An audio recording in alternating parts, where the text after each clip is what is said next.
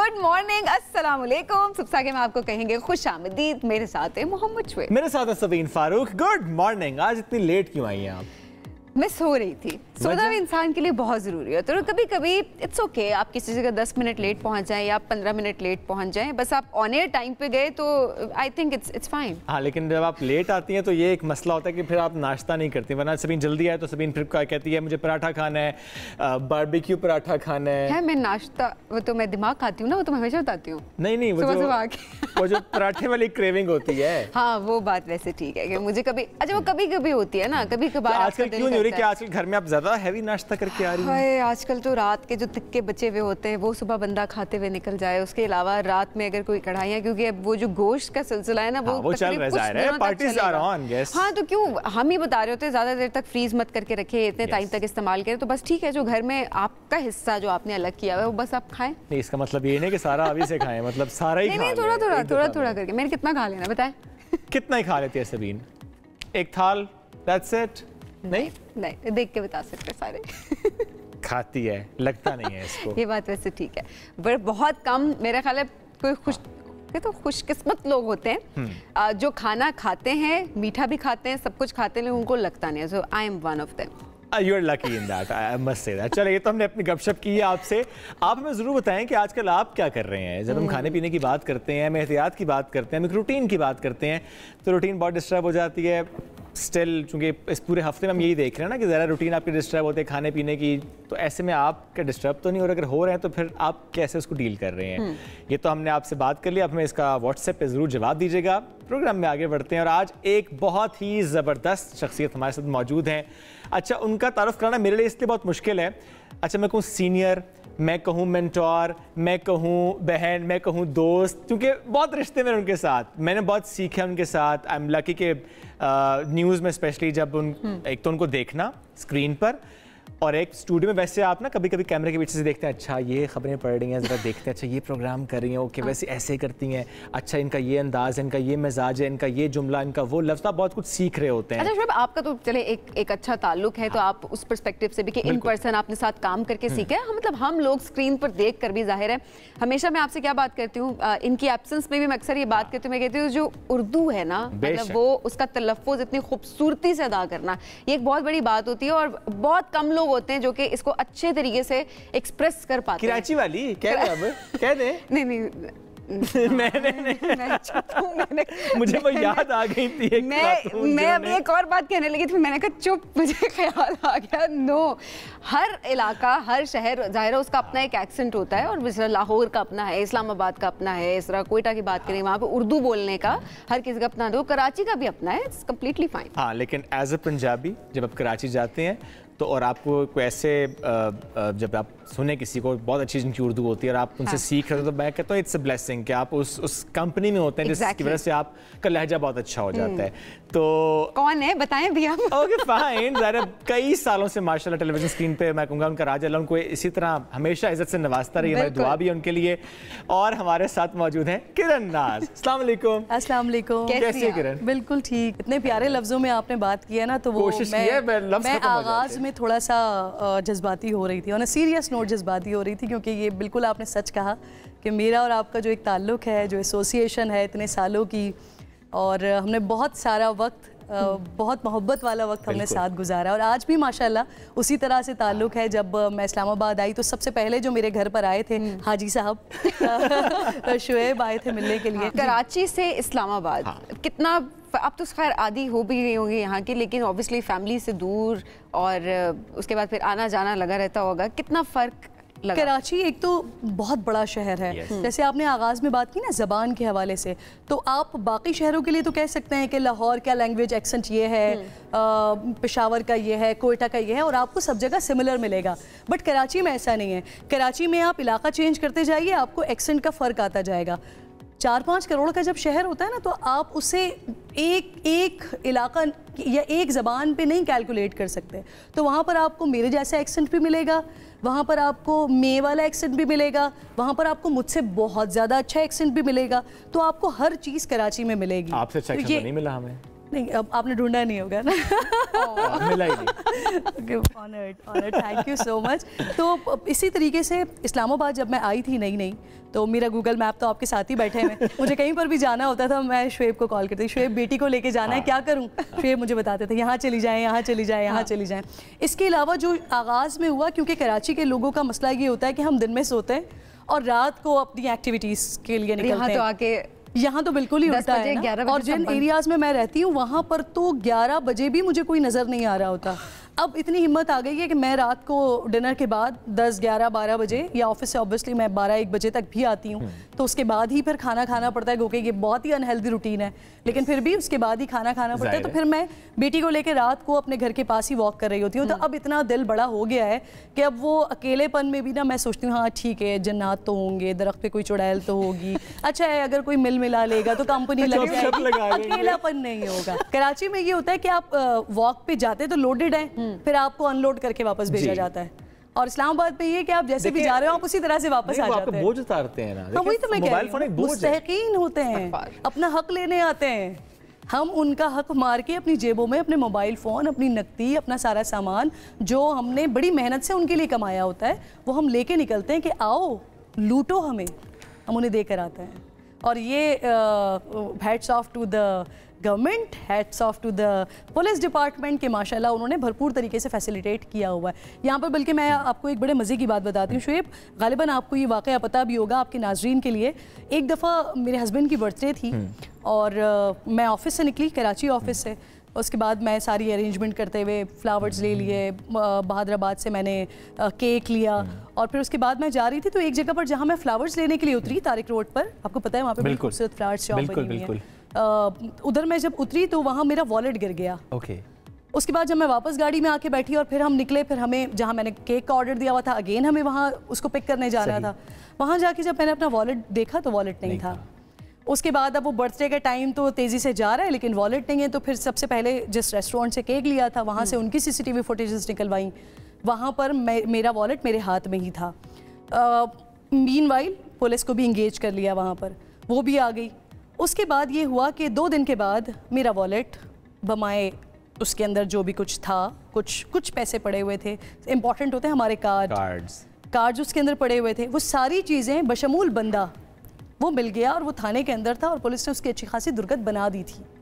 और जब मैंने उनसे पूछा कि ये कैसे मिला है तो वो वहाँ पर वो जो गाड़ी साफ करने वाला बंदा होता है वो था, और वो चोर डकैत नहीं था, लेकिन क्योंकि उसने वॉलेट गिरा हुआ देखा गाड़ी के पास ही, जो मैंने फुटेज देखी थी उसमें ये था कि मैं उतरी हूँ, मेरे बराबर में ही पाँव के पास वॉलेट पड़ा हुआ है, तो वो आया देखते हुए और उसने अपने गाड़ी का साफ़ करने वाला जो कपड़ा था वो ऐसे उतारा, वो गिराया मेरे पाँव के पास और अपना कपड़ा उठाया और मेरा वॉलेट लेके चला गया। बताने का मकसद ये है कि पुलिस ने उस बंदे को भी ट्रेस कर लिया, मेरा वॉलेट भी ट्रेस कर लिया, मेरे पैसे भी मिल गए, मेरी सारी चीज़ें मिल गई। उसके बाद जब मैंने कहा कि यार ये तो बड़ी अच्छी बात है, इस पर वीडियो बनानी चाहिए, तो मुझे थाने वालों ने मना कर दिया कि नहीं प्लीज़ मैडम ये ना करें, मुश्किल हो जाएगा। देन आई रियलाइज्ड कि अगर हमारी पुलिस करना चाहे तो कर सकती है। Exactly. जितने लोगों के मोबाइल फोन जाते हैं, जितने लोगों के पैसे जाते हैं, जितने लोगों की चीजें जाती हैं, फुटेजेस भी होती हैं और पुलिस को सब पता होता है। 2024 के आगाज से इस वक्त तक 71 लोग कराची में सिर्फ उनका कत्ल हो गया है। सिर्फ 71 बड़ा नंबर होता है, 71 लोगों को सिर्फ कत्ल किया गया है, और ये वो हैं जो रिपोर्टेड है। पता नहीं कितने होंगे जिनको रिपोर्ट भी नहीं हुए होंगे।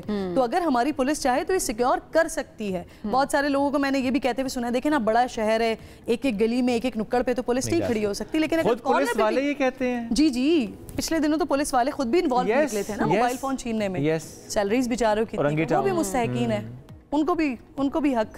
अभी तो वो खैर पूरा हो रहा होगा उनका हक, तरस खाते हैं अब सब पे, है ना। यही हालात इन्होंने आवाम का बना दिया है कि हम अपने फैमिली को लेके आप बाहर नहीं, हम अपने अलावा ना सब पे तरस खाते हैं। सही बात है, छोड़े और आपने लेकिन जिस तरह किरण आपने एक्सप्लेन किया ना, ज़ाहिर ये आपने एक मुकद्दमा लड़ा अपने शहर का, और ये बहुत ज़रूरी था, अपने बहुत प्यारे अंदाज से आपने लड़ा है।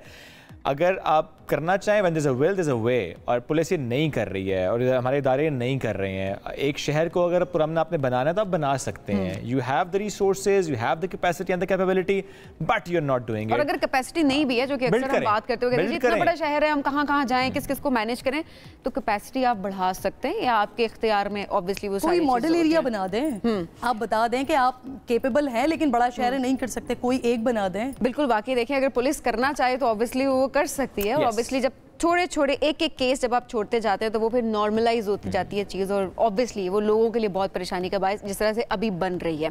चलें जी आगे बढ़ते हैं प्रोग्राम में। थोड़ा सा हम खाने पीने की बात भी करेंगे। देखिए मैंने तो उनके हाथ की बिरयानी भी खाई हुई है, हलीम भी खाया हुआ है, तो मुझे तो पता है बहुत अच्छा बनाती हैं, लेकिन उनके हाथ का उनके घर वालों को क्या पसंद है ये हम पूछेंगे उनसे एक ब्रेक के बाद। Stay with us. Welcome back जी। सुबह आगे मैं आपको कहेंगे खुश आमदीद, और जनाब बड़े मजे की गपशप जारी है। और इससे पहले ब्रेक से पहले जो है वो खाने पीने की बातें हो रही थी और मुझे ये पता चला है कि जो किरण नाज है वो बहुत जबरदस्त खाना बनाती है। आपने चखा है? बिरयानी की आप बात कर रहे थे और चखने की बात कर रहे हैं। खाया है पेट भर के। हम तो सिर्फ खाया तक बात नहीं रहती, हम जाते हैं खाते हैं और कहते हैं किरण पैक कर दें, ये भी पैक कर दें, ये भी पैक कर दें। डब्बे साथ लेके जाते हैं? नहीं, डब्बे किरण हमें दे देती है। डब्बे दे देती है? हाँ, वो डब्बे हम वापस नहीं करते किरण को। ये दुख है आपकी जिंदगी में कि लोग लेकर जाते डब्बे वापस नहीं करते। सच बता दूं मैं जो कुछ शुएब ने खाया है ना आज तक, हलीम बिरयानी एंड ऑल, वो मैंने मेरे मियाँ बहुत अच्छा बनाते हैं। और देखिए हम किरण के आगे समझे खा जाते हैं। अच्छा, मैंने इख्तिसार से काम लिया था, किरण ने कहा मैं सच बोलूंगी, इसमें कोई वैसा नहीं भाई, वाकई अच्छा खाना बनाते हैं। मैं सिर्फ ये सोच रहा हूँ किरण, जो अभी हमें सुन रहे होंगे इस वक्त, स्पेशली वो खवातीन जो है आइडियल हस्बैंड्स को जो डिफाइन कर रही होती हैं या सोच रही होती हैं, वो कहती हूँ कि ये ऐसा हस्बैंड कहाँ से ढूंढा था आपने। तो ये इतना अच्छा माशाल्लाह आपका साथ, इतना प्यारे आपके हस्बैंड समेत, तो अल्लाह आपकी जोड़ी हमेशा सलामत रखे, इसी तरह प्यार मोहब्बत आप लोगों का कायम रहे। फिर भी आप कहती हैं उनको अब दूसरी शादी करना चाहते हैं तो कर लें, कोई मसला नहीं है। अरे इतने सालों से ज़ाहिर टॉपिक जुड़ा हुआ है आपसे ना, तो मैंने कहा मैं आप छेड़ूंगा आपको। अच्छा, कई साल पहले ये बात आपने की और आज तक लगता है कल की बात है। बिल्कुल ऐसा ही है। बहुत सालों पहले एक दफ़ा एक लाइव सेशन हो रहा था फेसबुक पर, तो उस पर किसी ने मुझसे सवाल किया कि अगर आपसे आपका हस्बैंड दूसरी शादी कर ले तो मैंने उस पर जवाब दिया था कि भाई ये मेरा इस्तेहकाक ही नहीं है कि मैं उनको कहूँ कि कर लें या नहीं करें। अगर उनकी मर्जी है तो वो करेंगे, जाहिर सी बात है, मैं कौन होती हूँ उनको रोकने वाली। अल्लाह ने मर्द को एक इख्तियार दे दिया कि वो दूसरी तीसरी चौथी शादी कर सकता है, ठीक है, तो मैं कौन होती हूँ उनको कहने वाली कि नहीं करना वरना मैं मार दूंगी आपको। ऐसे कभी कहा है अभी मैंने क्या समी ने दूसरी शादी का? वो कहते हैं कि गलती इंसान एक बार करता है और वो जितनी भयानक गलती कर चुके हैं उसके बाद वो दोबारा कोई गलती नहीं करना चाहते। लेकिन मर्द का दिल तो बच्चा होता है, हो सकता है कभी उनको अपनी इस गलती पे पछतावे के साथ साथ उनको लगे कि एक और ट्राई करनी चाहिए गलती। तो हाँ, तो मैं कहती हूँ भाई फन लगा रहेगा घर में। आगे बढ़ते हैं जी। अच्छा, एक बड़ी जबरदस्त गेम है हमारे पास, वो खेलते हैं। What's that? अच्छा जी, सच और झूठ है हमारे पास। हम कुछ स्टेटमेंट्स जो कि हमारी स्क्रिप्ट में है, ऑब्वियसली हम थोड़ी पूछेंगे वो, ऐसा सादे से मासूम से लोग हैं, हम थोड़ी पूछेंगे। सो किरण वो बताएंगी, अगर वो बात सच है तो वो सच घुमाएंगी और अगर झूठ है तो किरण उसको झूठ। और बीच का कोई रास्ता है? झूठ है और ये सच है, ठीक है किरण, ये आपका हुआ। ऑलराइट, ये सच झूठ अब आपका है। चलें जी, सवाल पहला आप करें। किरण की अपने हस्बैंड से लड़ाई होती है तो पहले उनके हस्बैंड उनको मनाते हैं? खुद बनाती है? नहीं, मनाने की बारी ही नहीं आती ना। अच्छा, कोई भी नहीं बनाता? मनाने की बारी ही नहीं आती। बता तो रही हूँ, वो लड़ाई होने ही नहीं देते। और अच्छा ठीक है, हो गया, खत्म। किरण की बेटी किरण का बिल्कुल कार्बन कॉपी है,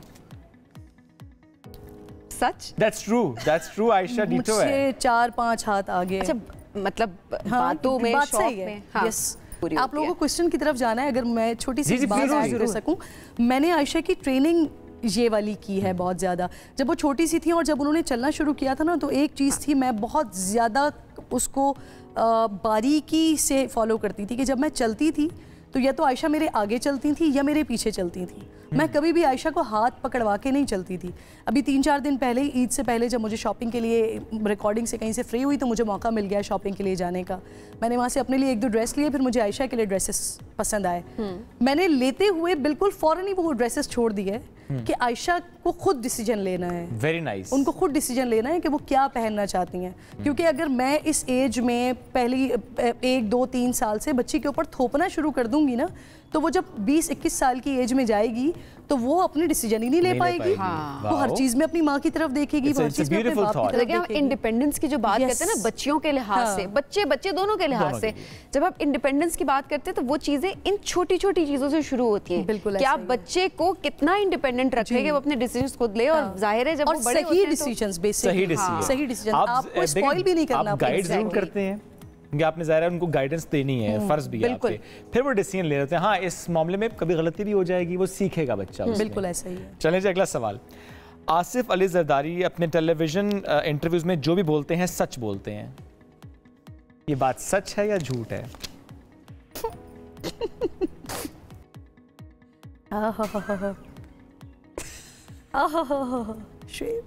शुएब, मैंने तुम्हारे साथ क्या बुरा किया था?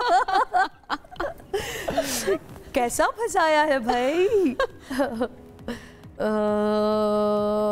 ये सवाल सबके बारे में है। झूठ बोलते हैं, ओके ठीक है। अब सियासतदान जो है वो हमेशा सियासी बयान देते हैं और सिचुएशन के एतबार से बयान देते हैं। जो कल उनके लिए सही था वो आज उनके लिए गलत हो सकता है, और जो आज सही है वो कल उनके लिए दोबारा गलत हो सकता है। जैसे यही वाले बयान था जरदारी साहब का ही, जो ईंट से ईंट बजाने वाली बात की थी, और फिर उसके बाद एक मुख्तलिफ हमने रूप भी देखा, कल कुछ और भी हो सकता है। तो सियासतदान सियासी बयान देते हैं, अब आप उसे सच कहें या झूठ कहें, बिल्कुल सही है, वो झूठ ही होता है।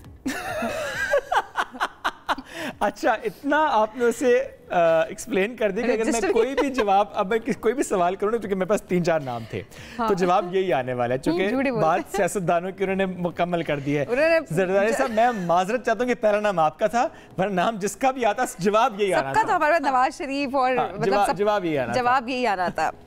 कलेक्टिव आंसर कर ले। नवाज शरीफ को मुल्क की बहुत फिक्र है। किरण, क्या हालचाल है? टिंग टिंग कुछ वो यहाँ पर कुछ चल रहे हैं ऐसे बबल्स बने हुए, टिंग टिंग टिंग टिंग टिंग टिंग टिंग टिंग टिंग टिंग।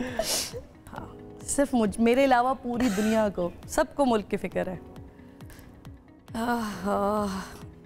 करें हिम्मत, किरण बोल दें जो आपके दिल में आ रहा है। हाँ। नवाज शरीफ साहब जब लंदन में मौजूद थे तो उस वक्त कहते थे कि मिट्टी पाव नहीं होगा, फिर जैसे ही वो पाकिस्तान आए तो उन्होंने कहा कि कबूतर उड़ा दिया उन्होंने, और उन्होंने कहा कि जी अब आगे बढ़ेंगे। फिर 4 महीने के बाद दोबारा उनको ये बात याद आ गई कि नहीं जी अब सबका एहतसाब होना चाहिए, और फिर ईद के बाद हो सकता है फिर कोई दिमाग बदल जाए। तो सियासतदानों के जो बयान होते हैं वो सियासी बयान होते हैं, और सियासतदान खुद इस चीज़ को एक्सेप्ट करते हैं। आप उनसे आज के 2 साल पहले की बात करें तो वो यही कहेंगे वो सियासी बयान था। तो सियासी बयान यही होता है ना, गलत अनशन बोल देते हैं, और लोगों को भी ना फिर अंधाधुंध फॉलो नहीं करना चाहिए। ऑनेस्टली जहाँ जो ठीक करे उसको ठीक बोले, जो गलत करे उसको गलत बोले, ये बहुत ज्यादा जरूरी होता है। बेसिकली मसला ये है ना, हम शख्सियत परस्त लोग हैं, हम परफॉर्मेंस की तरफ नहीं देखते। अगर आप परफॉर्मेंस की बात करें तो 2013 में वाकईतन PMLN की गवर्नमेंट ने बहुत अच्छा काम किया था, बहुत अच्छे इनिशिएटिव्स लिए थे। यही चीज़ अगर आप परफॉर्मेंस की बात करते हैं PTI की गवर्नमेंट में, तो बहुत कुछ PTI की गवर्नमेंट में ऐसा हुआ जिसकी वजह से फिर हमारे कर्जे बहुत ज़्यादा बढ़ गए। लेकिन प्रॉब्लम क्या है, हम ये नहीं देखते कि नवाज शरीफ ने परफॉर्म किया या नहीं किया। जो नवाज शरीफ की फॉलोइंग है वो नवाज शरीफ के पीछे है। लोग नहीं देखते कि इमरान खान ने परफॉर्म किया या नहीं किया या अब क्या कर रहे हैं। जो उनकी फॉलोइंग है वो उनके पीछे है। तो जिस दिन हम इस शख्सियत परस्ती से निकलेंगे, कल्ट फॉलोइंग से निकलेंगे ना, तो हम अपने लिए भी और मुल्क के लिए भी सब लोग अच्छा कर पाएंगे। बिल्कुल ठीक। अच्छा जी, फिर फंसाएं। जी। किरण ने अपने शो में कभी झूठ नहीं बोला। सच, कभी झूठ नहीं बोला, बल्कि इनफैक्ट मैं आपके प्रोग्राम के तवज्जुद से एक बात भी क्लियर कर दूं। पिछले कुछ अर्से पहले मैंने एक ट्वीट किया था जो बहुत ज़्यादा आज भी मुझे उस पर लान तान होती है। मुझे एक रिपोर्टर ने खबर दी थी कि इस तरह का एक वाक़या हो गया है, खान साहब और उनकी अहलिया की डिवोर्स हो गई है। अच्छा। तो मैंने उसके ऊपर लिखा था कि अल्लाह करे कि ये खबर गलत हो, लेकिन कुछ जराए से इस तरह की इत्तलात मिली हैं कि ये हो गया है। और उसके बाद उसी चीज़ को मैंने रात को अपने प्रोग्राम में भी डिस्कस किया था। और उसमें ये बाकायदा बताया था कि इस तरह की कोई चीज़ नहीं हुई है, लेकिन क्योंकि ऊपर लिखा हुआ था कि अल्लाह करे कि ये खबर गलत हो, तो इसलिए वो ट्वीट आज तक मेरे ट्विटर पर पड़ा हुआ है। मैंने उसको डिलीट नहीं किया। अगर सिर्फ ये होता कि जी ऐसा ऐसा हो गया है, तब मैं उसमें माफ़ी भी मांगती, शर्मिंदा भी होती। लेकिन मैं वो चाहे एक सियासी शख्सियत हूँ, चाहे एक नोन शख्सियत हूँ, या चाहे एक आम शख्सियत हो, एक आम इंसान हो, घर टूटने पे किसी को भी, किसी के घर टूटने पे खुशी नहीं होती। और मुझे, मेरी भी कोई इस तरह की कोई इंटेंशन नहीं थी, लेकिन वो मैंने किया, ट्वीट किया, और वो आज तक इसीलिए पड़ा हुआ है क्योंकि उसके ऊपर मेरी इंटेंशन बड़े वाजे थी कि मैंने उसमें दुआ भी की थी कि ऐसा ना हो, वो खबर गलत हो, और वो खबर गलत थी। जिसने खबर दी थी उसको कुछ कहा आपने? क्योंकि देखें, उस एक शख्स की उस एक खबर की वजह से यू हैड सफर्ड लॉट। फिर मैंने उनको नहीं कुछ कहा। उसके बाद फिर ये हुआ कि जो खबरें उनकी तरफ से आती हैं, जो खबरें उनकी तरफ से आती हैं, तो फिर अब मैं उन खबरों को नहीं देखती। क्योंकि उसके बाद फिर कई सारी खबरें ऐसी आईं जिसने बाउंस बैक किया। उन्हीं की खबरें बहुत सारी थी ऐसी। Okay, and lesson learned I guess. आप ज़्यादा इस तरह सीख जाते हैं। अच्छा, हम एक मशवरा लेना चाहते हैं कुछ लोगों के नामों के साथ आपसे। तो कुछ हम तस्वीरें दिखाएंगे, वो हम टेलीविजन पे दिखा रहे हैं, आपके साथ मैं नाम ही शेयर करता हूँ। ओके, इनको आपने एक एक जुमले में कोई मशवरा देना है, ठीक है, जो भी आपको लगता है इस मामले में, ठीक है। निदा यासिर को क्या मशवरा देंगी किरण? जैसी हैं वैसी रहे हमेशा। सनम जंग? सनम जंग वापस आ जाएं, स्क्रीन मिस करती है आपको। सनम सईद? सनम सईद ओके, जिंदगी गुलजार है वाली, वो बड़ा प्यारा ड्रामा। उफ, मैंने उसको इतनी दफा देखा है ना, जब आज भी अगर उसका कहीं क्लिप आता है तो मैं देख लेती हूँ। इस दौरान मैं बस पूछ लेता हूँ किरण, ड्यूरिंग द शो आप बाल अपने सेट भी करते हैं, बाल संभालना तो बहुत मुश्किल काम नहीं है आपके लिए? हाँ, आदत इतनी हो गई है अब तो। हाँ, आदत बहुत हो गई है। अच्छा, पता ही नहीं है। वक्त के साथ और लंबे होते जा रहे हैं। माशाल्लाह। क्या करती हैं इसके लिए? कुछ भी नहीं करती, बल्कि इस्लामाबाद आके तो बर्बाद हो गए। इस्लामाबाद का पानी बालों के हवाले से अच्छा नहीं है। That I agree। मैं भी कराची से जब इस्लामाबाद शिफ्ट हुआ, बाल बहुत ज्यादा गिरे थे। हालांकि इस्लामाबाद से हूँ, लेकिन फिर भी बाल बहुत गिरे। यहाँ का जो मिनरल वाटर है ना, पहाड़ों से आता हुआ पानी, वो हमें रास नहीं आता। नहीं आता। कराची में वो सिवरेज का मिला हुआ पानी महकता हुआ, उसमें लगता है प्रोटीन्स होते हैं, बाल अच्छे हो जाते हैं। हर तरह की आगे बात आदी हो गया उस लिहाज से, अब वो नहीं आदी रहे साफ पानी के। एग्जैक्टली ऐसा ही है। एक दिन के बाद ना यहाँ के पानी में कुछ है ऐसा जो आपको स्कैल्प के ऊपर आपको फील होना शुरू होता है, कुछ सॉर्ट ऑफ डेंड्रफ। लेकिन कराची में इस तरह की चीज़ नहीं है। अब ये बड़ी अजीब सी बात है कि आप एक गंदे पानी से बाल धो रहे हैं अपने, तो वहाँ से आपके बाल में शाइन भी है, आपकी स्कैल्प भी साफ है, लेकिन यहाँ पर बड़ा डिफरेंट। खारे पानी से बाल अच्छे और मीठे पानी से बाल। कराची में मीठा पानी भी, मीठा पानी में जनरली हम बात करें एक लार्ज स्केल पर देखें जरा। मेरे मियाँ कराची में मेरा इतना ख्याल रखते थे, मुझे याद है आज भी कि हमारे घर पे हालांकि मीठा पानी आता था, बट वो मेरे बालों के लिए ना स्पेशली मिनरल वाटर लेकर आते थे। अच्छा। बॉटल्स जो घर पे आती हैं, जो हमारे लगती हैं, तो वो मेरे बालों के लिए होती थी कि इससे तुमने जो है ना अपना हेड वॉश करना है। कभी नहीं करती थी। इतनी खपत कौन करे भाई? अलग से आप बैठे पानी निकालें और फिर उसके बाद अपने हेड वॉश करें। तो बताती यही थी कि यूज वही किया है, लेकिन नहीं करती। आज पता चल जाएगा वैसे बालों के लिए कुछ भी नहीं करती। जो भी किया अम्मी ने किया है। अम्मी ने बचपन में बड़ी मेहनत की है मेरे बालों पे। दही लगाती थी और वो चाय की पत्ती और अंडा और मेहंदी में मिला के, ताकि मेहंदी का कलर भी ना आए, और मेहंदी भी लगती थी बालों में। और एक ऑयल अम्मी ने बना के रखा हुआ था जिसमें वो कलौंजी और राई वगैरह होती थी, उसको पका के ना तेल रखा हुआ था, तो उमूमन बालों में वो वाला तेल लगता था। और ये बड़ी ब्लेसिंग है कि मेरी फैमिली में सबके बाल ऐसे ही हैं माशाल्लाह। जेनेटिकली वो है। हम वापस अपनी गेम पे हैं। मरियम नवाज साहिबा की खूबसूरती का राज आपके ख्याल में क्या है? अगर जो भी है बहुत खूबसूरत है। ऑन अ सीरियस नोट बहुत प्यारी लगती हैं। बिल्कुल बहैसियत एक वज़ीर आला मुझे तो बड़ी खुशी हुई थी इस चीज़ की कि आपके पास पहली वज़ीर आज़म जो थी वो मोहतरमा बेनज़ीर भुट्टो शहीद साहिबा थी। फिर उसके बाद पाकिस्तान में दूसरी कोई ख़ातून है जो वज़ारत आला के मनसब पे पहुंची हैं। और हम अल्हम्दुलिल्लाह वो कंट्री हैं जो हमने बड़ी इस चीज़ पे मेहनत की है कि हम अपनी औरत को एम्पावर कर सकें। हम क्योंकि दीन के नाम पे बना हुआ मुल्क है और जितना अल्लाह ताला ने हुकूक औरत को दिए हैं उतना कहीं भी किसी भी तरक्की याफ्ता माशरे में कहीं पर भी नहीं दिखते हैं। लेकिन अनफॉर्चुनेटली वो उस तरह से एक्सरसाइज यहाँ पर नहीं होते थे। लेकिन अब अल्हम्दुलिल्लाह औरतें हर हमें उसमें नजर भी आ रही हैं और अच्छा घुमाया इस तरह से भी अच्छा घुमाया। मतलब राज नहीं बताया। वैसे उनकी खूबसूरती का राज मैंने भी जानना है। जानना आपने भी? आप तो वैसे इतनी प्यारी हैं, किसी को बताना? मैं भी तो उस एज में जाऊंगी ना, जब मैं उस एज में जाऊंगी तो फिर मुझे भी हो सकता है कि मैं पूछूंगी उनसे। सवाल ये था कि मरियम नवाज साहब बतौर वज़ीर आला जितना उनका टाइम हो चुका है, 10 में से कितने मार्क्स आप उनको देती हैं? उनकी परफॉर्मेंस पे जाहिर है।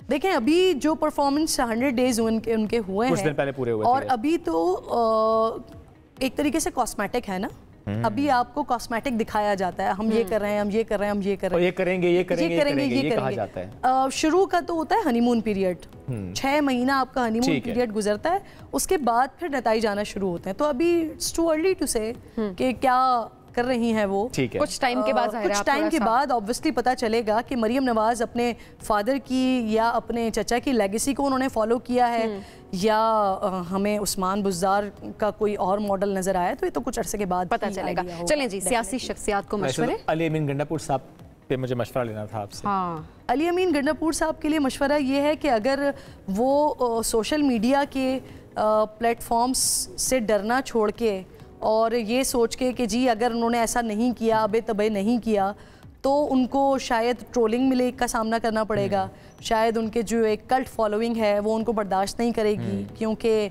जो हमने सुना कि उनके जो सरबराह हैं वो भी इन्हीं चीज़ों को पसंद करते हैं, उन्हीं लोगों को आगे करते हैं जो अबे तबे कर सकें, जो ज़रा सही से धमकियां लगा सकें, मैं तुझे गवर्नर हाउस में पैक कर दूंगा, मैं तेरा पेट्रोल बंद कर दूंगा, जो इस लबो लहजे को इस्तेमाल कर सकें।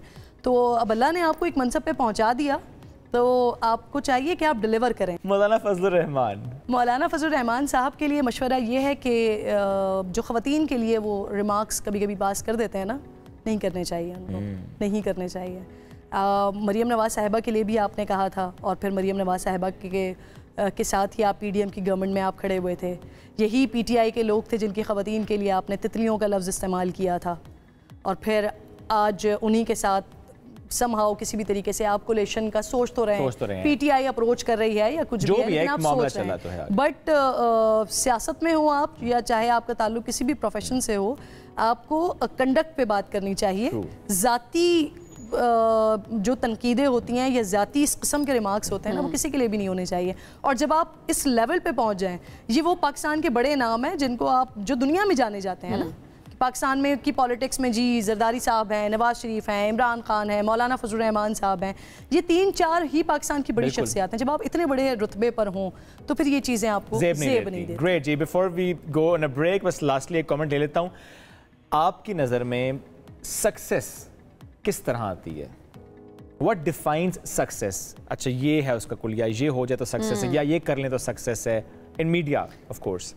मेरे बाबा ने मुझे एक चीज़ समझाई थी जब मैं फील्ड ज्वाइन कर रही थी ना, तो एक तो आजिज़ी का मुझे बहुत ज़्यादा लेसन दिया गया, और शुरू के फील्ड के आगाज़ में ही कट इट शॉर्ट करके बताती हूँ क्योंकि आई नो कि आपने ब्रेक लेना है और वो सबसे ज़्यादा ज़रूरी होता है। तो फील्ड के आगाज़ में, क्योंकि मैंने एक बहुत बड़े प्लेटफॉर्म से आगाज़ किया था, जियो से आगाज़ किया था, तो मुझे शुरू के 18 दिन में ऑफ एयर हो गई थी ना, कुछ रीजंस ऐसे हुए थे, प्रेशराइज हो रहे थे वो केबल ऑपरेटर्स की तरफ से मेरी वजह से, तो मैं 18 दिन जो ऑफ एयर हुई थी ना, तो उस चीज़ ने मुझे हिला के रख दिया था, मुझे बता दिया था कि अल्लाह ताला आपको दे भी सकता है और ले भी सकता है। तो मेरे बाबा ने मुझे एक चीज़ समझाई थी कि जब आप चढ़ रहे होते हैं ना ऊपर, तो एक आती है चोटी, लेकिन जब आप ये सोचते हैं ना कि चोटी अभी आगे है, तो फिर आप चढ़ते रहते हैं, और जब आप चढ़ते रहते हैं ना, तो आप फिर आगे बढ़ने की जुस्तजू करते रहते हैं। जहां आपने सोच लिया ना कि ये चोटी आ गई है, खत्म, बस फिर वहां से आपका डाउनफॉल शुरू होता है ना। जब आप चोटी पे पहुंचे फिर आपने नीचे ही उतरना है। जहां आप ये सोचेंगे कि नहीं ये चोटी नहीं है, अभी मजीद जाना है, अभी मजीद जाना है, अभी मजीद जाना है, तो जब आप ये रहेंगे और फिर जब आप ऊपर चढ़ते हैं ना, तो ये याद रखिएगा आप थोड़ा सा झुक के चलते हैं। अगर आप सीधा चलते हैं तो आप गिर जाते हैं, जब आप झुक के चलते रहेंगे ना, तो अल्लाह ताला चलाता रहेगा, डाउनफॉल नहीं आएगा, इसी तरह चलाता रहे, हमेशा चलाता रहेगा। Kiran, thank you so much for joining us today, शुक्रिया, मजा आया मुझे आप लोगों के साथ। So much Kiran, thank you so much. नाज़रीन, ब्रेक की तरफ बढ़ेंगे, ब्रेक से वापस आएंगे, स्टे विद अस।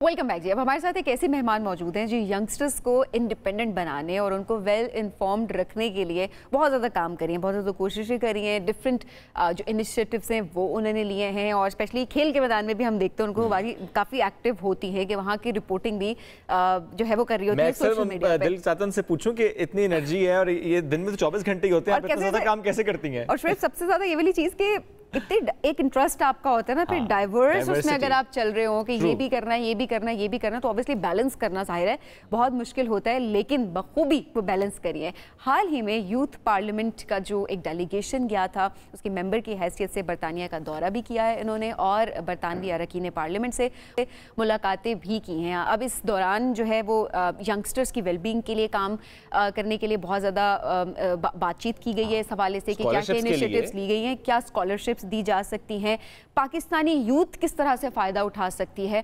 और आज थोड़ा सा मैं ये भी चाहूँगी कि यूथ पार्लियामेंट के हवाले से भी हम बख्तावर से जान ले रही है। बख्तावर हमारे साथ मौजूद है इस वक्त बख्तावर से बात करते हैं कि इनका ये विजिट कैसा रहा और इसके अलावा यूथ पार्लियामेंट की मेंबर होने की हैसियत से क्या क्या चीज़ें हैं, क्या क्या इनिशिएटिव्स हैं जो बख्तावर ने अभी लिए हैं और क्या पाइपलाइन में है। अस्सलाम वालेकुम। So good to see you. कैसा रहा आपका विजिट यूके का? बहुत बेहतरीन, बहुत बेहतरीन। सबसे पहले तो मैं बताते चलूँ कि पाकिस्तान की जो यूथ पार्लियामेंट है ये काफ़ी अरसे से पाकिस्तान के अंदर काम कर रही है।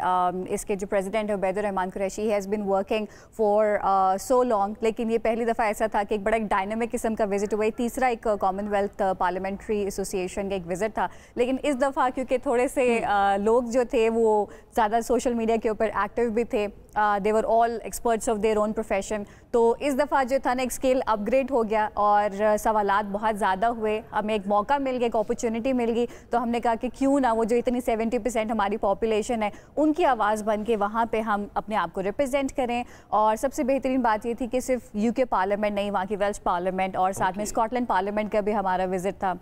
We had a one-on-one interaction with all their parliamentary members as well. और सबसे अच्छा ये लगता है कि जी पाकिस्तान से एक डेलीगेशन आया है और वहाँ के जो पार्लियामेंट्री मेंबर्स थे उन्होंने वक्त निकाला, हमसे बातचीत की, हमारे सवालात के जवाब दिए, उन्होंने हमसे भी सवाल पूछे। और ये जान के उनको वैसे खुशी भी हुई कि यूथ पार्लियामेंट जो है वो पाकिस्तान में इस तरह से एक्टिव है। जो टर्न आउट होता है वोटिंग्स का, understanding of this legislative system, जिस तरह से चीज़ें चलती आ रही एजुकेशन के और अवेयरनेस के पॉइंट ऑफ व्यू से, उसमें जो यूथ पार्लियामेंट ऑफ पाकिस्तान है उसका काफ़ी काम रहा है। तो overall the exposure was great, मज़ा आया। और जिस तरह से आपने इनिशिएटिव्स का जिक्र किया, तो हर एक दिन में हमारी एक नई मुलाकात होती थी, हर एक नए शहर में हमारी मुलाकात होती थी। ये हमारा इवेंट जो है ये स्टार्ट हुआ लंदन में, हम आए, हमारी खालिद महमूद साहब जो वहाँ के सबसे पुराने एक पार्लियामेंट्री मेंबर हैं who belongs to Pakistan, that was actually a member of pride for us, moment of pride for us as well. और उन्होंने यही बताया कि वो बड़े अरसे से कोशिश करें कि जो पाकिस्तान के भी इश्यूज़ हैं उसको हाईलाइट किया जाए international level. And apart from that he was happy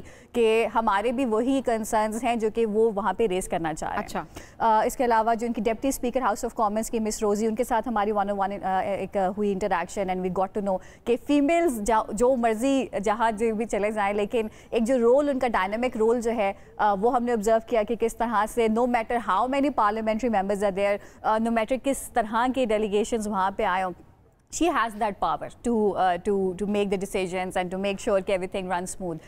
Second day हमारा जो था it was a visit to the Cardiff and it was the Welsh Parliament. Similarly हमारी interactions हुई वहाँ पे. Third day we came back to London for UK Parliament visit. It started off उन्होंने बड़ी detail में हमें पूरे पार्लियामेंट का विजिट करवाया, the house of commons, house of lords, जो कि आप लोग अक्सर न्यूज़ में देख रहे होते हैं। इट वाज अ मेमोरी, क्योंकि 1900 में जो चीज़ का मैं मतलब ऑब्वियसली मैं बात कर रही हूँ कि 11 समथिंग से वो बिल्डिंग बनी हुई है, उसकी पूरी प्रोसीजर्स कैसे रहे, कैसे उनका इलेक्शन सिस्टम होता है। And the best part was कि हमने जो ऋषि सुनक है उनके prime minister, the then prime minister, उनका क्वेश्चन आंसर सेशन अटेंड किया और हमें पता चला कि even the prime minister is answerable to all the members sitting over there. हर सवाल का जवाब उन्होंने देना है, किस तरह से देना है, किस तरीके से दिया जाता है, किस तरह से यूके डेफिनेटली एक बेहतर इकॉनमी बनती जा रही है, किस तरह से वो अपने पब्लिक इश्यूज़ को लेके आते हैं, the members how they do it. So अच्छा लगा। और उसी टाइम पे जैसे as soon as we left the building हमें पता चला कि यूके इलेक्शंस अनाउंस हो गए हैं, so we were a part of the history as well.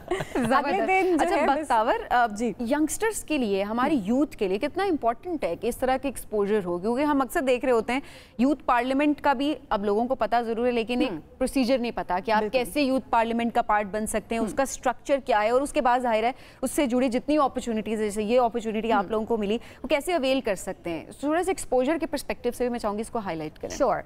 मैंने जब आपको बताया कि उबैदुर रहमान कुरैशी और काफ़ी सारे जो इनके मेंबर्स हैं वो बहुत अरसे से इसके ऊपर काम कर रहे हैं। अनफॉर्चुनेटली होता ये कि जो अच्छे लोग काम कर रहे होते हैं तो ज़्यादा शोकेस नहीं कर पा रहे होते हैं, या फिर बहुत सी चीज़ें जो हैं वो चेंज भी हो जाती है, उनके नैरेटिव्स बड़े चेंज हो जाते हैं। तो हमने इसको बड़े स्ट्रिक्टली एपॉलिटिकल रखा हुआ है कि एक्चुअली पॉलिटिक्स या फिर किसी भी पार्लियामेंट का मकसद, जो एक सिविल सर्वेंट का मकसद जो होता है वो होता है कि आवाम की भलाई और बेहतरी के लिए आपने एज अ रिलेवेंट काम करना है। सो जब हमें मौका मिले तो हमने सोशल इश्यूज़ के ऊपर आवाज़ उठानी है, यही हमारी एक मेजर एक अकम्पलिशमेंट हो सकती है। सो ओवरऑल अभी तक जो यूथ पार्लियामेंट है इसने ज़्यादातर काम जो है एक अवेयरनेस के ऊपर किया है।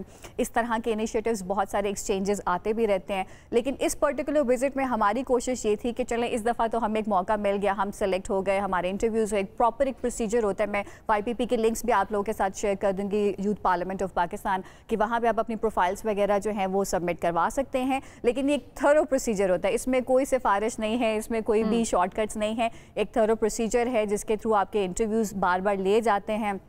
फिर क्योंकि एक इम्पॉर्टेंट बात, क्योंकि हमें एज सच गवर्नमेंट या फिर पाकिस्तानी कमीशन की तरफ से कोई सपोर्ट नहीं भी होती, तो ये एक सेल्फ फंडेड इनिशिएटिव है। अच्छा, तो कहीं पे सारा खर्चा आपको खुद करना पड़ता है। ये एक बहुत इंपॉर्टेंट पॉइंट है कि लोग समझते हैं कि इस तरह के डेलीगेशंस और विजिट्स का फायदा जो है जी आपको मुफ्त का एक ट्रिप मिल जाता है। It's not this. अच्छा, वैसे ये ऑपोजिट नहीं होना चाहिए कि वाकई अगर आप एक्सपोजर की बात करें तो गवर्नमेंट लेवल की अगर बात करें, अपनी यूथ को इस तरह का एक्सपोजर देने के लिए सपोर्ट करना चाहिए। बहुत सारे लोग इसका पार्ट बनना चाहते होंगे, बट ऑब्वियसली फाइनेंशियल स्टेबिलिटी बहुत जरूरी है इसके लिए, तो इसमें गवर्नमेंट कर दे। कोशिश की जा सकती है, रिक्वेस्ट की जा सकती है अगर कोई गवर्नमेंट का रिप्रेजेंटेटिव सुन रहा हो। लेकिन अनफॉर्चुनेटली पाकिस्तान के अंदर यही है कि जहाँ मेरिट की बात होती है ना, वहाँ पे बहुत सारी चीज़ें आ जाती हैं। तो जब हमें मेरिट के ऊपर चीज़ें सेलेक्ट करनी पड़ती है ना, तो वहाँ पे ऑब्वियसली कुछ लोग होते हैं जो कि अफोर्ड कर सकते हैं। आई नो कि बहुत से ऐसे मेंबर्स होंगे, बहुत से हमारे से बेहतर डेलीगेट्स होंगे जो कि अनफॉर्चुनेटली अफोर्ड नहीं कर सके वहाँ पे जाना एंड UK विजिट करना या इंटरनेशनल विजिट्स करना, ये एक मुश्किल चीज़ हो जाती है। But we also got to know कि UK के यूथ पार्लियामेंट के कुछ ऐसे ही इनिशिएटिव्स हैं, लेकिन वो भी फंडिंग की वजह से रुक जाते हैं। तो हमने तो एज अ पाकिस्तानी सिटीजन उनको यही रिक्वेस्ट किया कि शायद UK बहुत महंगा है जी, पाकिस्तान इतना महंगा है और हम लोग वो जो है बहुत मेहमान नवाज हैं, तो इस तरह की अगर कोई डेलीगेशन पाकिस्तान आना चाहती है तो हमने अपने पार्लियामेंट से उनके विजिट्स वगैरह की सारी प्रोसीडिंग्स वगैरह लेनी है। हम कोशिश ये कर रहे हैं कि वो आए और बाकी मेहमानदारी जो है वो हमारे खर्चे पे होगी। वो नहीं कर सके लेकिन that's fine. So I totally agree के इनिशिएटिव्स दिए जाते हैं, एक्सपोजर के लिए चीज़ें अवेलेबल हैं, लेकिन जहाँ पे बात होती है ना, क्योंकि हम सब अपनी एक फुल टाइम जॉब कर रहे हैं, उसके बावजूद एक यूथ पार्लियामेंट का हिस्सा बनना, इस तरह के विजिट्स में जाना, आवाज़ उठाना और अपने खर्चे के ऊपर, ये एक इंपॉर्टेंट चीज़ हो जाती है। लेकिन ज़रा इसके पीछे कोई मोटिवेशन होती है ना बख्तार, क्या मोटिवेशन थी इसके पीछे? आई थिंक जितने भी हमारे मेंबर्स हैं यूथ पार्लियामेंट के, starting from the president, the cabinet members, हम सब की एक मोटिवेशन है कि हम पाकिस्तान का एक बेहतर इमेज जो है दुनिया को दिखाएं। हमारे जाने का वही बात है कि आपके जाने का क्या मकसद हो सकता है। हमने रिप्रेजेंट किया, लोगों ने अनाउंस कर दिया UK पार्लियामेंट में या फिर वेल्स पार्लियामेंट में या स्कॉटलैंड पार्लियामेंट में एक अनाउंसमेंट होगी कि यूथ पार्लियामेंट ऑफ पाकिस्तान की एक डेलीगेशन जो है वो गैलरी में हमें सुन रही है। सो वहाँ पे सिर्फ पाकिस्तान का नाम होना, and the best part was कि Humza Yousaf, the former prime minister of Scotland, the first minister जिनको कहते हैं, वी मेट हिम, और जिस तरह से उन्होंने कहा कि जी मुझे इतनी खुशी हुई कि मैंने पाकिस्तान के फ्लैग्स देखे हमारी पार्लियामेंट के अंदर, तो वहाँ पे रिप्रेजेंटेशन और ये बताना कि हम भी प्रॉबली उसी मेरिट के थ्रू, उसी एक्सपोजर लेवल के ऊपर हम लोग आ चुके हैं कि जब अपॉर्चुनिटीज़ की बात हो, कैपेबिलिटीज़ की बात हो, तो पाकिस्तानी यूथ भी उसी लेवल के ऊपर स्टैंड करते हैं। So there is no point. और फिर हमारी कोशिश भी ये थी कि जहाँ पे UK के एक इंपॉर्टेंट इशू है कि थोड़ा सा पाकिस्तानी इमिग्रेंट्स के लिए थोड़ी सी मुश्किलात है, ओवरसीज़ पाकिस्तानी के लिए होती है, तो हम हर लेवल पे जाके इस चीज़ को हाईलाइट करें। और ज़रा बहुत इंपॉर्टेंट है कि जब आप जाएंगे, एक्सपोजर होगा, इश्यूज मालूम होंगे, आप वहाँ पर भी बात करेंगे और फिर वापस आके ज़रा इस पर आप लोग काम कर रहे होते हैं, तो यही एक बेसिकली इसका आउटकम होता है। Bakhtar, thank you very much for joining us today. नाज़रीन, ब्रेक की तरफ बढ़ना है, ब्रेक से वापस आएंगे, stay with us. Welcome back after the break. सारी दुनिया की तरह पाकिस्तान में भी डिजिटल इकोनॉमी तरक्की कर रही है और शहरों की जो बड़ी तादाद है वो रकम की लेन देन के लिए हम देखें ऑनलाइन तरीकों का इस्तेमाल करती है। कमर्शियल बैंक्स हों, मोबाइल कंपनीज हों, डिजिटल प्लेटफॉर्म्स की नित नई सहूलियात मुतारिफ कराई जाती हैं। लेकिन इसी माहौल में होता क्या है? ऑनलाइन फ्रॉड होता है, धोखा होता है और इसके इम्कानात बहुत तेज़ी से बढ़ रहे हैं।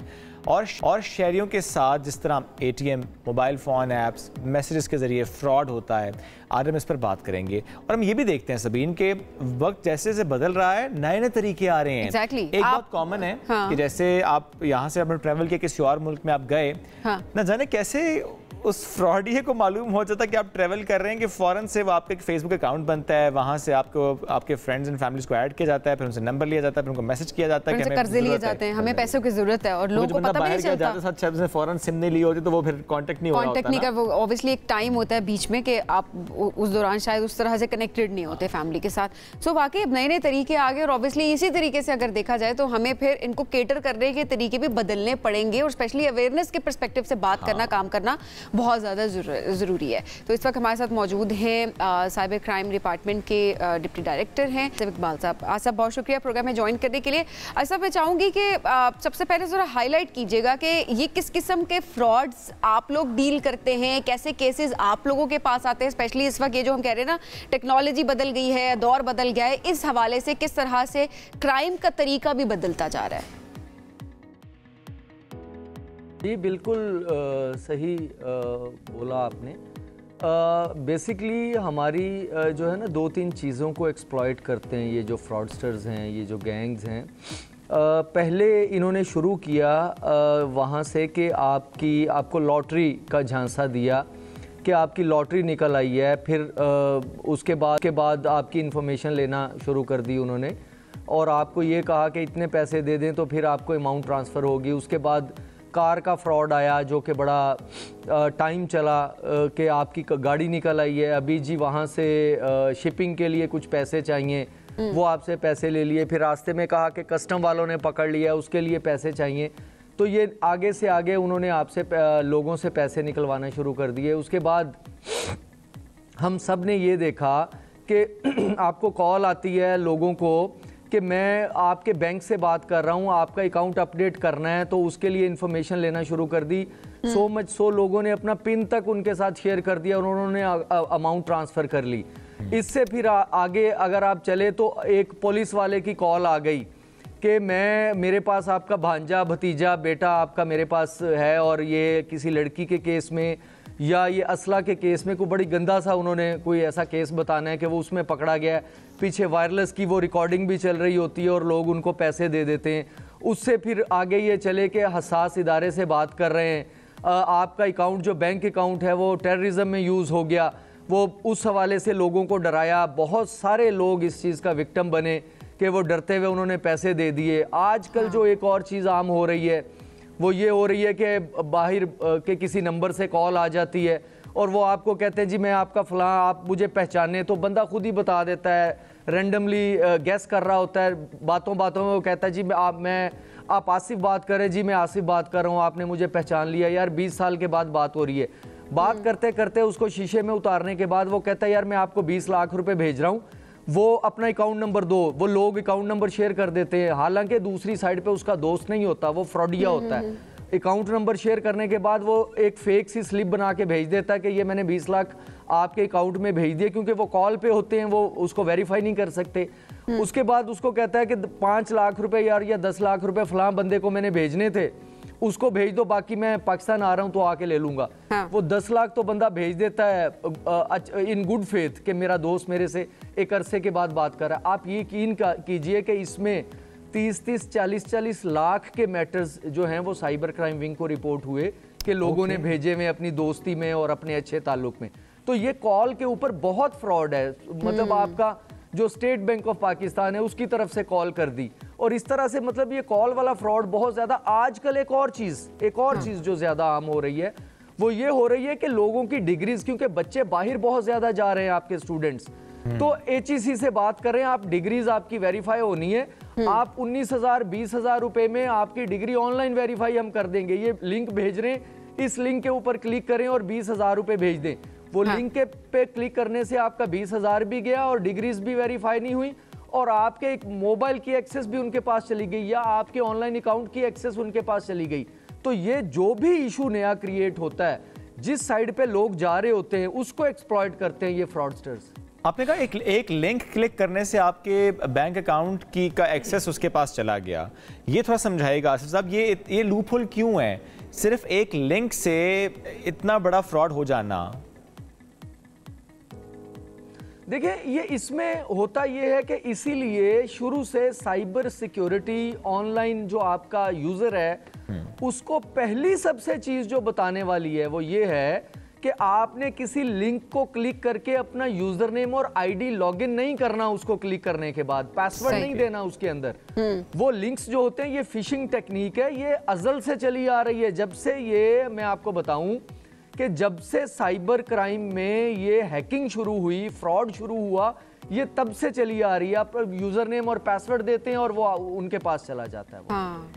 अच्छा, अब ये जो बैंक से कॉल आ रही होती है, मतलब बैंक के नंबर की मैं बात करूंगी। अब तो ज़ाहिर है बहुत सारे बैंक्स उन्होंने ऐसा करना शुरू कर दिया है कि वो खुद से अवेयरनेस के लिए कॉल्स भी कर रहे होते हैं कि हम कभी भी आपसे पर्सनल इन्फॉर्मेशन नहीं ले रहे होते। लेकिन अभी भी इतनी बड़ी हमारी आबादी है जिसको पता ही नहीं है कि ये एक फ्रॉड होता है, अवेयरनेस ही नहीं। इन फ्रॉड्स के बारे में ज़रा बताइएगा।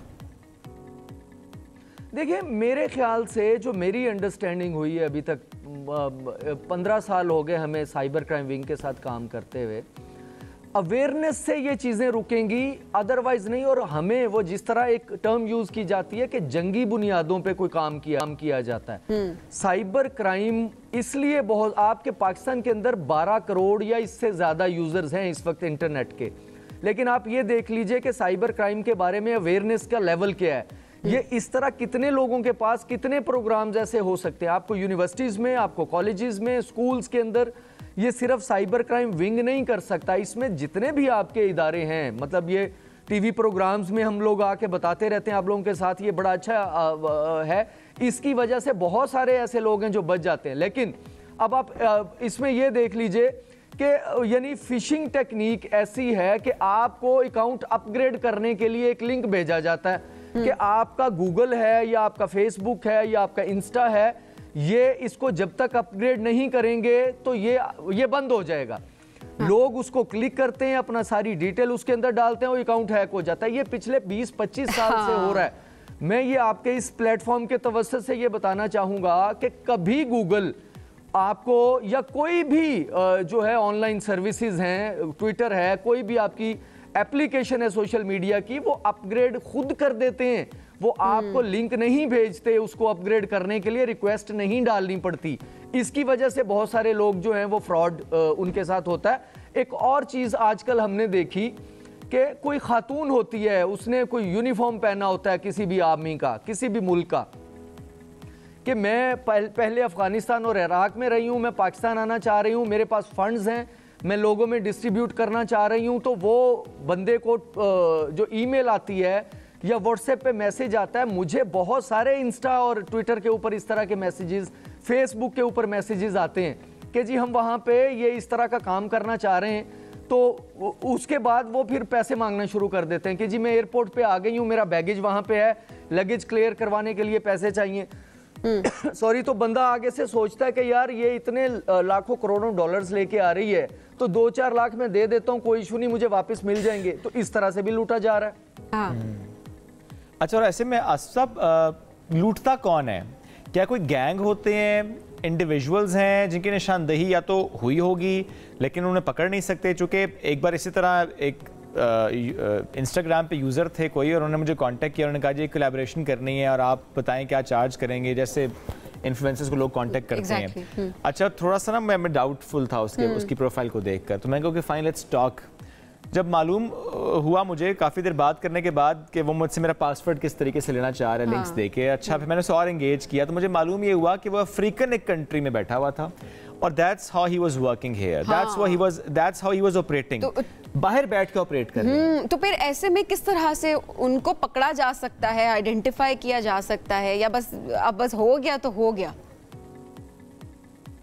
देखिए, इस हवाले से आपकी जो एग्रीमेंट्स हैं, जो कंट्री टू कंट्री होता है, कंट्री टू ऑर्गेनाइजेशन होता है, उसको बोलते हैं एमलेट्स, म्यूचुअल लीगल असिस्टेंस ट्रीटी। वो एमलेट साइन होने चाहिए आपके स्टेट के लेवल पे, जो कि पाकिस्तान के हवाले से अनफॉर्चुनेटली उस लेवल पे नहीं है जिस लेवल पे होने चाहिए, ताकि आपको अगर आइडेंटिफाई करते हैं आप किसी फ्रॉडिये को, तो आप उस स्टेट के साथ कोऑर्डिनेट करके उस तक पहुंच सकें। लेकिन इससे वही चीज़ है कि बचना किस तरह से, आपको लाजमी बात है, ये जो आप बात कर रहे हैं इसमें भी अल्टीमेटली एंड पे एक लिंक आया होगा कि आप इस पे क्लिक करें और अपना ईमेल आईडी वो आपसे मांगते हैं, सबसे पहले आपका कॉन्टैक्ट नंबर जो है वो मांगते हैं। ईमेल आईडी मांगा और उस लिंक भेजा और उसको वहाँ से। मुझे भी इस तरह के आते हैं कि आपका जो फेसबुक का पेज है या आपका जो इंस्टा या ट्विटर है इसको मोनेटाइज करवा लें, और या इसके ऊपर हम अपनी एड्स देना चाहते हैं। जिनके बड़े अकाउंट हैं उनके लिए ये अवेयरनेस का है मैसेज। मैं आपको बताऊं कि बहुत बड़े बड़े अकाउंट हैं सोशल मीडिया के ऊपर जिन्होंने आज तक, एक छोटी सी चीज़ मैं बताता हूं सिक्योरिटी के पॉइंट ऑफ व्यू से, कि 2 फैक्टर ऑथेंटिकेशन कोड, कि वो आपकी सिम के साथ अटैच हो जाता है। अगर आपका पासवर्ड चला भी जाता है तो वो कोई लॉगिन नहीं कर सकता उसको अनटिल अनलेस आपकी सिम पे कोड आएगा, और उसके बाद वो कोड आप उसके अंदर एंटर करेंगे, जो ट्विटर का आपका बॉक्स होता है उसमें एंटर करेंगे तो वो आगे चलेगा। 2 फैक्टर ऑथेंटिकेशन कोड जरूर लगाएं अपने अकाउंट को, ताकि पासवर्ड अगर चोरी भी हो जाए तो लॉगिन कोई ना कर सके। और बहुत अहम है कि वही बात फिर आ जाती है कि किसी लिंक पे क्लिक नहीं करना। एक चीज यहाँ पे मैं और ऐड करना चाहूंगा जी, एक और चीज अवेयरनेस के हवाले से ऐड करना चाहूंगा कि आजकल जो मेल्स होते हैं, जो बड़े बिजनेसमैन हैं, उनको टारगेट किया जा रहा है। जो बड़े रैंक के ऑफिसर्स हैं, सीनियर ऑफिसर्स, उनको टारगेट किया जा रहा है। और कहा क्या जाता है कि कोई ना कोई लड़की उनके साथ कांटेक्ट करती है, उसको फिर वही चीज़ है कि वो उसके साथ उनको ट्रैप करती है। बहुत ऐसे मैटर्स देखे हमने, बहुत सारे ऐसे लोग देखे जो अच्छे खासे समझदार होते हैं लेकिन ट्रैप में आ जाते हैं। ये हर इंसान आ सकता है जिसको इस चीज़ का द्राक नहीं है, जिसको अवेयरनेस नहीं है। वो होता ये है कि वो लड़की उनको समहाउ इस लेवल पे ले आती है कि वो बंदा या कपड़े उतार देता है या उल्टी सीधी हरकत कोई कर देता है। उस लड़की ने स्क्रीन रिकॉर्डिंग लगाई होती है या कैमरा रिकॉर्डिंग के लिए लगाया होता है। वो जो ही बंदा उल्टी सीधी हरकत करता है वो रिकॉर्ड हो जाता है, उसके बाद उनसे डॉलर्स मांगे जाते हैं। ये जो लड़कियां होती हैं ये बाहर से भी बैठ के करती हैं, फिलिपिनोज ये काम करते हैं, साउथ अफ्रीका से ये लोग काम करते हैं, नाइजेरियंस ये काम करते हैं। और आजकल कुछ अरसा से 1-1.5 साल हो गया ये नोटिस करना शुरू किया हमने, ये पाकिस्तान से भी होना शुरू हो गया। तो ये मेल्स को बताना जरूरी है कि आपने वीडियो चैट नहीं करनी, वीडियो चैट के ऊपर आके उल्टी सीधी आपने हरकत नहीं करनी। आपको ये पता होता है कि अननोन लड़की है, कोई नहीं जानती, वो आपको ट्रैप कर रही होती है और वो पूरे गैंग्स होते हैं। अच्छा आसिफ साहब, क्या इसमें सिर्फ यही है कि उल्टी सीधी हरकत नहीं करनी, या ये मामला भी हो सकता है किसी अननोन नंबर से कॉल आए, इस तरह वीडियो कॉल आपने अटेंड कर ली, वो चाहे फिर कोई लड़का है चाहे लड़की है, आपने अटेंड कर ली कॉल, और अगला शख्स जो है वो किसी ऐसी हालत में है जो कि नामुनासिब है, आपने कुछ नहीं किया ना आपने बोला, लेकिन जब आप प्रोसेस कर रहे हैं सारे मामले को उस टाइम पे भी रिकॉर्ड हो गया है, तो वो भी तो आपके लिए थोड़ा सा प्रॉब्लमेटिक हो सकता है। एब्सोल्युटली, बिल्कुल सही आपने निशानदेही की।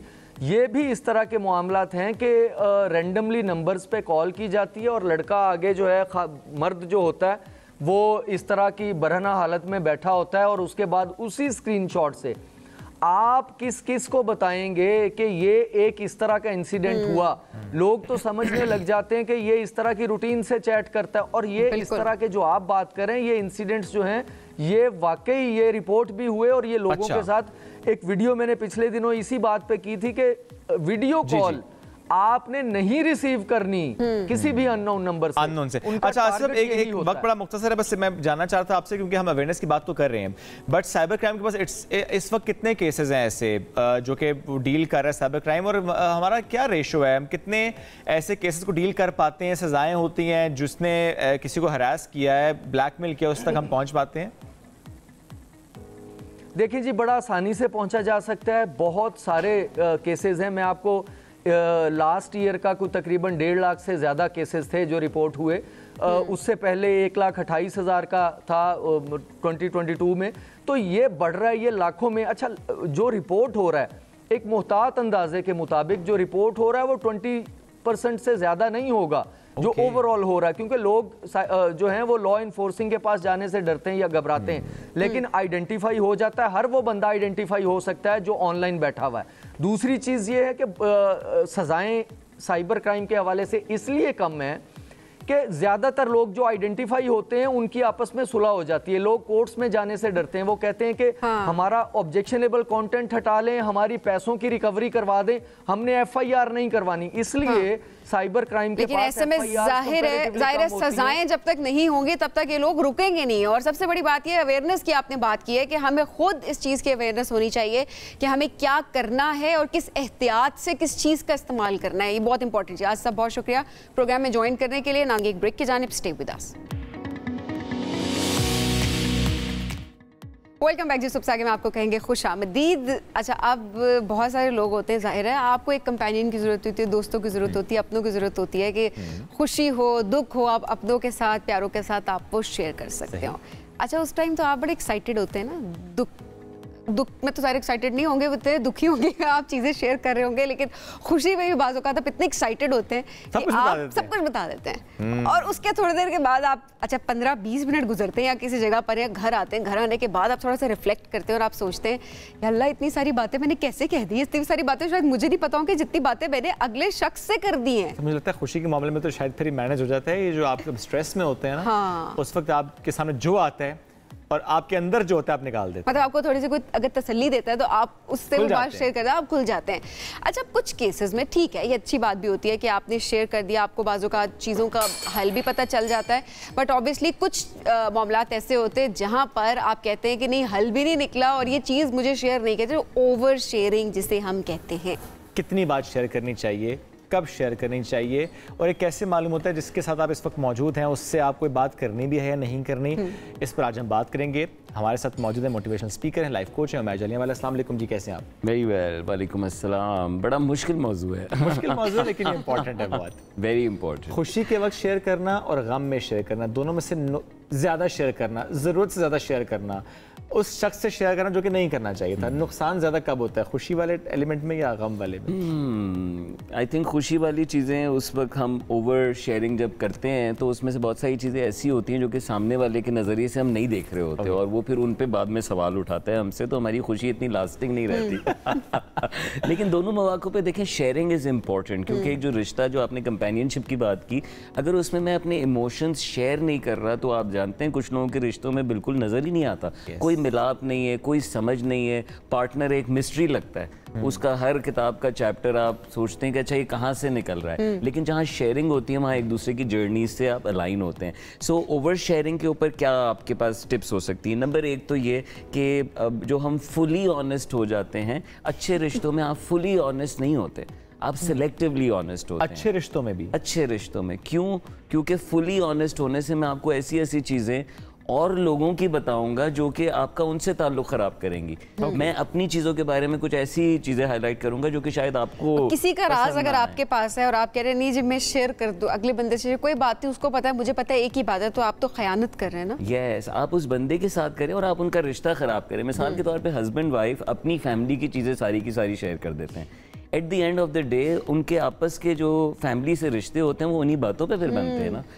तो मैंने अपनी बेगम को जो बताया है अपने घर के बारे में, और अगर मैंने ऐसी ऐसी बातें बताई हैं अपने बहन भाइयों के, तो कहीं ना कहीं वो इंसान है और उसके रिश्तों पे वो बातें इम्पैक्ट करेंगी। अच्छा, मैं ज़्यादातर ये मामलात हमने ख़राब होते हुए कपल्स में ज़रूर देखे हैं कि ठीक है आपकी अंडरस्टैंडिंग डेवलप होती है और आप जो है वो स्पेशली न्यूली मैरिड कपल्स की मैं बात कर रही हूँ, आप अपने पास्ट की कोई बातें शेयर करना शुरू कर देते हैं। मैं सिर्फ फैमिली के पर्सपेक्टिव से नहीं कह रही, कोई भी आपका पास्ट है आप वो चीज़ें शेयर करना शुरू कर देते हैं। डेंजरस। आप उस टाइम तो आप कर देते हैं, वो हस्बैंड कर रहे हैं या फिर हमारा रिश्ता ऐसे हम जिस पे ट्रस्ट कर रहे हैं। हाँ, अच्छा, अब वही बातें जो गले का बंधा बन जाती हैं कि बाद में वही ताने एक या बीवी दे रही होती है या फिर वो शौहर दे रहा होता है, वो एक दूसरे को तानेबाजी शुरू हो जाती है और बाद में आप कहते हैं कि ये बात ना बताना ही मुनासिब थी। जी बिल्कुल, ये बहुत ही आपने क्रिटिकल बात हाईलाइट की है। रिश्तों के अंदर पास्ट रिश्ते लेकर आना, उनकी अच्छी मिसालें सुनाना, उनको रेफ़र करना इज़ डेंजरस, जैसे मैंने पहले हाईलाइट किया, क्योंकि वो रेफरेंस पॉइंट हमेशा रहता है। सामने वाले की जेलसी जो सामने मौजूद नहीं है उसके बारे में भी जेलसी होती है कि तुम्हारी उससे जो फीलिंग थी मेरे लिए तो ऐसी फीलिंग नहीं है, तो आप वो खुद वो रेफरेंसेस क्रिएट कर रहे हैं। जब आपके माजी के तमाम लोगों के कुछ ना कुछ होते हैं, कुछ ना कुछ, किसी से अट्रैक्शन भी, किसी से बातचीत भी, किसी से करना चाहते थे नहीं हो सकी, कोई भी सीक्रेट हो सकता तो इनके बारे में मैं ये नहीं कह रहा कि आप बिल्कुल छुपा लें, ये कहें कि आप बिल्कुल क्लीन आए हैं और आपका कोई रिश्ता नहीं रहा, लेकिन उनकी ओवर डिटेलिंग करना आपके लिए बहुत नुकसानदेह होगा। लेकिन उमर ये भी होता है ना जहाँ पर आपको लगता है कि किसी का फायदा या नुकसान नहीं हो रहा ना शेयर करने से, इट्स बेटर कि आप शेयर ना करें बेशक। और क्या पॉइंट है शेयर करने का? Is there not enough to talk about?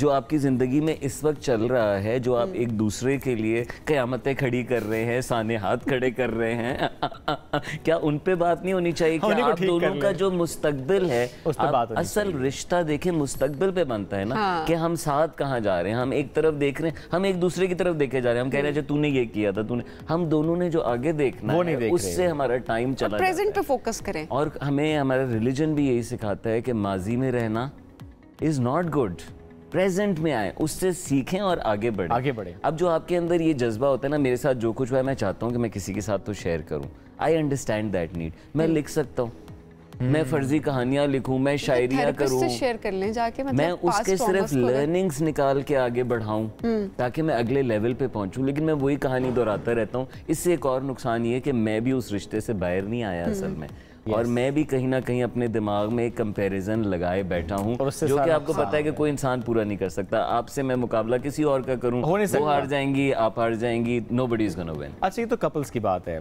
ज़रा इस पर हमने डिस्कस किया, बट जनरली भी जैसे मेरी ज़िंदगी में कुछ चल रहा हो, वो कोई स्ट्रेस हो सकता है, वो कोई एंग्जाइटी हो सकती है, वो कुछ भी बहुत पर्सनल लेवल की बात हो सकती है, जो कि मुझे पता है कि मुझे इतनी पर्सनल बात है कि मुझे नहीं शेयर करनी, लेकिन आप इतना ज़्यादा किसी वक्त परेशान हो जाते हैं और आपके सामने जो शख्स बैठा होता है, जो कि आपका दोस्त होता है, आप नॉर्मली उससे क्योंकि इंटरेक्ट करते हैं, कन्वर्सेशन आपकी होती है, और वो आपसे कहते हैं बताओ क्या हुआ, और आप बता देते हैं। आपने उस वक्त तो बता दिया, लेकिन क्या इसका भी नुकसान होता है? आप वैसे मर्द हैं इसलिए आप इस पर ज़्यादा सोच रहे हैं। आपको पता है कि हर लड़की की एक दोस्त होती है जिसको वो लड़की सारी बातें बताती है। That's not true. सारी दोस्त होती है, नहीं, ये मैं अपनी बात अपने मुंह से नहीं बता रहा, ये मैं आपको उस रिसर्च का कंक्लूजन बता रहा हूं। देखें, अब मैं आपकी बात से थोड़ा इख्तलाफ इस वजह से, क्योंकि बहुत सारी खवातीन इस वक्त देख भी रही हैं और इस तरह के टैग खवातीन के ऊपर लगते भी हैं, विच इज आई थिंक ये नहीं होना चाहिए, इसको थोड़ा डिस्करेज भी हमें करना चाहिए। उसकी वजह ये है कि इसको आप ऐसे समझें कि खवातीन और मर्द के कंपैरिजन में जनरली भी आप ऑब्जर्व करें, और तहकीक भी ये बताती है कि women share more, women will also share their feeling, he wouldn't। ये काम के नुकसान हो गया, नुकसान, ये अपना दर्द बयान नहीं कर रहे, ये रोएंगे नहीं, ये चीखो पुकार करेंगे, versus females who are more in tune with their emotions, ना सिर्फ फील कर लेती हैं उस में, रो भी लेंगी, हंस भी लेंगी, बल्कि उसका इजहार भी कहीं ना कहीं करती हैं। और अगर एक नहीं है तो usually women would have a set of friends, किसी से किसी चीज़ की बात है, women will also share their body details with their friends that men won't। अच्छा, मैं इस पे भी ये कहूँगी कि एक हद तक तो आप चले बात ठीक करें, बट इसमें भी दो बातें ना, एक ये कि अपने इमोशंस, अपनी फीलिंग्स अपनी किसी दोस्त से शेयर करना वो एक सेपरेट चीज़ है, ठीक है, हम ज़्यादा एक्सप्रेसिव होती हैं, हम वो बात शेयर करेंगे, पर दूसरा एंगल किसी की बात कि किसी ने दोस्त को बताया है, तो ये जरूरी नहीं है कि मेरी फीमेल फ्रेंड एक और है तो मैं उसके साथ बैठकर किसी दूसरे तीसरे शख्स गॉसिप में आ गया। लेकिन देखें जो आपके साथ हो रहा है ना, क्योंकि आप शेयर करती है ना, अगर आप दोस्त नहीं रखें, आप कागज ले लें, अगर आप निकाल रही है ना तो आप कॉन्स्टिपेटेड नहीं होंगे, खाना आप नहीं निकालेंगी, खाना आपको मार देगा, आप इमोशंस नहीं निकालेंगे, वो वायलेंस में निकलेगा, वो गुस्से में वोल्केनो बन के फटेगा। ये कि बहुत खवातीन के भी इमोशंस, इतना हमारे यहाँ पे खवातीन भी सारी चीज़ें शेयर नहीं कर पाती, लेकिन कंपेयर टू मैन ज़्यादा शेयर करती हैं और इस वजह से ज़्यादा बेहतर डील भी कर पाती हैं, मूव ऑन कर पाती हैं। Where is man can be stuck, they will go down the drain. और आज के ज़माने में मर्द हजरात को ज़्यादा इस दर्स की ज़रूरत है compare to women. So I will say you need somebody to share with. Okay, that somebody doesn't need to be your boss, that somebody doesn't need to be your subordinate, that somebody does not need to be your spouse। ये सारे dangerous relationships हैं ना जो हमने शुरू में बात की, क्योंकि इनसे आपकी इमोशनल अटैचमेंट है, स्टेक्स इन्वॉल्व हैं। ये शेयरिंग यूजुअली सिद्दीकैन के साथ होती है जो कि आपके दोस्त होते हैं, और असल दोस्त वो होते हैं जिनके सामने आप खुल सकते हैं, अपना दर्द बयान कर सकते हैं, वल्नरेबल हो सकते हैं। आप जितना हिली मेरी बात से, मैं भी इतना ही हिला हूँ इस बात से, क्योंकि मेरा एक दोस्त डिवोर्स से गुजर रहा था। वो 2 साल हमारे साथ गेमिंग नाइट्स में रोजाना आता था, हम सारी रात गेम खेलते थे, हमें पता नहीं था हमारे दोस्त के साथ क्या हो रहा है। लेकिन मैं आपको ये गारंटी से बता सकता हूँ कि अगर ये बॉय ना होता और ये गर्ल होती तो कुछ ना कुछ हमें जरूर पता इमोशनली कनेक्ट बड़ी मुश्किल से फील कर पाते, वो उनकी बातों में आ जाता। सो अब कैसे करें शेयरिंग? एक तो आउटसाइड फोर्स के साथ, ये आउटसाइड फोर्स कभी कभी थेरेपिस्ट बन जाता है, ठीक है, कभी कभी आपका कोच बन जाता है, लेकिन कोई ना कोई ज़रूरी है। कुछ लोगों के लिए अपना रिफ्लेक्शन है, अपनी इबादत है, अपना लिखत पढ़त है, वो उससे आगे बढ़ जाते हैं, लेकिन निकालते ज़रूर है। जब भी शेयर करें दूसरे को जिम्मेदार ना ठहराएं, okay, you do this, no I feel this. आप कुछ भी कर सकते हैं, मैं कुछ भी फील कर सकता हूँ, और मैं आपको बता सकता हूँ कि मैं ये फील करता हूँ। ये तो उस रिलेशन के अंदर के इश्यूज हैं जो आप शेयर करके सॉर्ट आउट कर रहे हैं। जो मैं बात कर रहा हूँ वो ये कि वो बिल्कुल एक ज़ाती आपका कोई इशू होता है, आपको नहीं समझ आ रही होती कि आप किससे बात करें। आपको ये मालूम है, जैसे आपने खुद का सबऑर्डिनेट, बॉस, स्पाउस जज किया जा सकता है, मसला हो सकता है बाद में, और आप नहीं चाहते ये, आप वल्नरेबल नहीं होना चाहते। अब आप, जैसे आपने कहा कि सिद्दीक़ैन से आप दोस्त से बात करें, उसमें भी तो आपको डर खौफ होता है। किस बात का? कोई ना कोई बात ऐसी हो सकती है जो कि आप नहीं चाहते कि उसके बारे में। फिर तो दोस्ती नहीं है। ओके, फिर तो दोस्ती नहीं है, फिर तो आप अपने खुद पसंदी में हैं और इतनी अना में हैं कि आप परफेक्ट हैं और एक इमेज बनाया हुआ है और वो प्रोटेक्ट करना है, तो ये तो फिर दोस्ती नहीं हुई। तो ये इमेज आप दोस्तों के सामने you can be express, boss के साथ करते हैं, दोस्त के साथ तो दोस्त तो आपको बचपन से जानते होते हैं। उन्होंने तो, मेरे दोस्त तो मुझे पैम्पर टाइम से आगे, आप स्कूल टाइम वाले जो हैं वो स्कूल टाइम की कहानियां बताएंगे, कॉलेज वाले, और उनको सारी हमेशा वही बुरी बातें याद रहती है, राइट? तो वहां पे आप वल्नरेबल नहीं से नहीं देखते जो कि आप इस वक्त ईगो में अराइव किए हुए हैं। दोस्तों के साथ जब आप खुल के, बल्कि एक दोस्त शेयर करता है ना तो 4 दोस्त और। सो दोस्तों के साथ तो मैं खास कहूँगा कि आप ओपन अप करें, और यही वो ग्राउंड है जहां आप बहुत खुले दिल से बयान करेंगे और कोई जजमेंट भी नहीं होगी। लोग कहेंगे यार दोस्त और बात वहाँ पे। वैसे तो ज़ाहिर है बहुत जेनेरिक बात है, लेकिन जनरली जैसे आपने खुद कहा बचपन के दोस्त, उनके सामने आप शायद वल्नरेबल नहीं फील करते। यस, जो नए रिश्ते हो, नए दोस्त हो, वहाँ फिर भी आप वल्नरेबल फील, क्योंकि उनसे उस अना से रिश्ता जुड़ा हुआ है ना, उस इमेज से जुड़ा हुआ है, और उनके साथ पीछे से, उनके साथ आप वर्क इन प्रोग्रेस हैं कि यार हम सब ग्रो करते हैं, हम सब इनके साथ आपने बनाया हुआ है। मैं ट्रेनर हूँ, मैं टीवी होस्ट हूँ, तो अब आपने वो प्रोटेक्ट करना है। तो वैसे तो इससे बियॉन्ड जाना चाहिए। जो शेयरिंग का एक और अहम बात है ना, देखें एक बड़ी मछली आ रही है, साथ 2 छोटी मछलियाँ जा रही हैं पानी के अंदर, तो बड़ी मछली छोटी मछलियों से मस्ती में आ रही है, उनसे पूछती है how is the water today, तो ये छोटी वाली दूसरी को हाथ मार के कहती है व्हाट वाटर। जब आप पानी में होते हैं तो आपको नहीं पता होता आप पानी में हैं।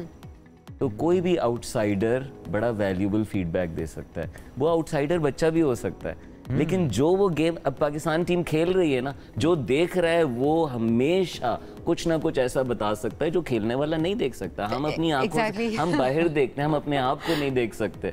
ये बहुत मुनासिब बात कर दी मैच की तो आपने बड़ी अच्छी परफेक्ट एग्जांपल आपने समेट दिया सारी बहस को कि हो क्या। वो 10 साल का बच्चा भी हो सकता है, देख रहा है ओहो ये कैसे इसने शॉट मारी। और जो पहुंचा हुआ होगा ना, जो राइज अबव किया होगा, वो कभी ये जजमेंट हमारे यहाँ पहुंचे वाले तो कहते हैं हमें सब पता है हमें क्या करना है। ये ना देखो कौन कह रहा है, ये देखो क्या कह रहा है। ओके, क्या कह रहा है। तो उन्होंने तो एज बैरियर हटा दिया ना हजरत अली ने, उन्होंने कहा बात सही की है ना, और वो खुद भी यंग थे जब वो लाए लाए की कॉल पे खड़े हुए थे, लोगों ने मजाक उड़ाया था। तो ये हमारे लिए अहम लेसन है। लास्टली मैं ये भी कहना चाहूँगा कि देखें, इसका मतलब ये नहीं है कि आप छुपाएं अपने इमोशंस। जिस रिश्ते में आपने इमोशंस छुपाए हैं वो रिश्ता अच्छा रिश्ता नहीं है, वो ट्रांजैक्शनल रिश्ता है। लेकिन ओवर शेयरिंग से आप अपनी वीकनेस शो कर रहे हैं, आप सामने वाले की ऐसी चीज़ें ट्रिगर कर रहे हैं, ऐसे सजेशंस डाल रहे हैं जो कि उसको बॉदर करेंगे। सो हेल्दी रिश्ते के लिए ज़रूरी है कि आप एक सेंस ऑफ बाउंड्रीज बनाएं। ये बाउंड्रीज में ज़रूरी है कि आपका फ़ोन का कोड आपके पास हो, ये बाउंड्रीज में ज़रूरी है कि कुछ गैदरिंग सिर्फ आपकी अपनी हो, ये बाउंड्रीज में ज़रूरी है कि जो हर चीज़ मिला देते हैं ना, सब कुछ बताओ, दैट इज़ नॉट हेल्दी। और कहीं ना कहीं इस बात में बहुत विजडम है कि सब कुछ नहीं बताते। जिस तरह फीड में अभी आप चाहें तो इतनी बातें मेरे बारे में बोल सकते हैं, आप नहीं बोल रहे ना। क्यों नहीं बोल रहे? क्योंकि ना उसका it's not gonna help. So ask this question, is this gonna help or is this gonna hurt?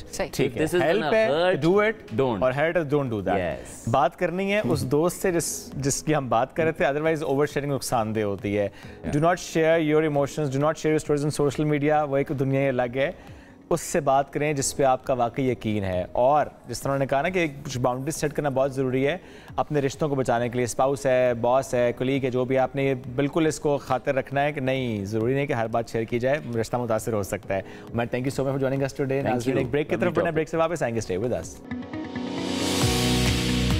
Welcome back after the break. Programme में एक बार फिर कहेंगे खुश आमदीद। बढ़ते हैं आगे और बात करते हैं बतूता की। बतूता जा रहा है लंदन। बतूता कौन है? बतूता एक रिक्शा है।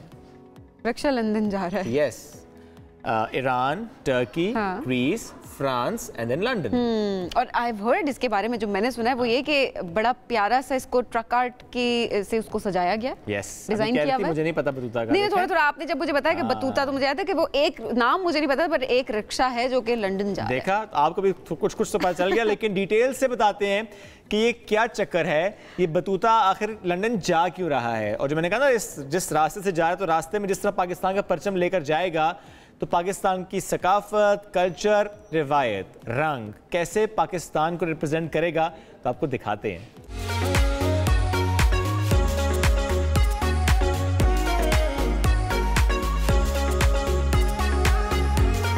Good morning. ड्राइविंग सीट संभाल ली है मैंने बतूता की। बतूता क्या है? बतूता एक रिक्शा है और ये बतूता का सफर है जो आज मुझे आपसे शेयर करना है। ट्रक आर्ट से मुज़य्यन ये बतूता जो कि जाएगा इस्लामाबाद से लंदन। अरे सारी बातें ऐसे नहीं चलाते हैं साथ साथ, और साथ साथ हम चलाएंगे इस बतूता को, इस राइड को एंजॉय करते हैं और बात करते हैं आपसे। आसपास से बड़ी अच्छी हवा आ रही है। वैसे कि आप जानते हैं ये बतूता चोलिस्तान भी गया है, ये बतूता कैलाश भी गया है, ये बतूता अब जा रहा है लंदन। तो मैंने सोचा मैं जरा ड्राइव तो करूँ इस बतूता को और आपको दिखाऊं कि बतूता का सफर कैसा है। तो आइए मेरे साथ, चूंकि उस दिन हम इसकी राइड एंजॉय करेंगे और उसके बाद फिर मैं आपसे बात करूंगा कि कैसे इस बतूता ने जाना है लंदन। एंजॉय कीजिए।